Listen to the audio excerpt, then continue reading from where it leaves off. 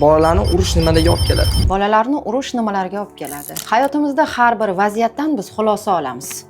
Bolalarni har doim urib borish, bola men keraksiz ekanman, men sevgiga loyiq emasman va sevgini jazo bilan adashtirishga olib keladi. Shu xulosa bilan yashaydigan bola katta bo'lganda eng birinchi o'chirtda o'ziga bo'lgan ishonchi umuman bo'lmaydi. Ikkinchidan qo'rquv bo'ladi. Qadam bosishga, nimadir ish boshlashga qo'rquvda yashaydi.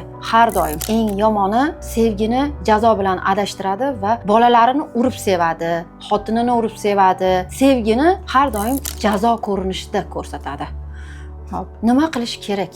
Agar sizda bolani urish ehtiyoji va shunday his bo'ladigan bo'lsa, birinchi o'chirtda siz o'zingiz psixologga ko'rinishingiz kerak va bolaga to'g'ri tarbiya berishingiz kerak. Bolaga to'g'ri tarbiya berish bu uni tushunish, mehr berish va ko'proq quchoqlash, uni kerak ekanligini his qildirish, bolalik ehtiyojlarini qondirish.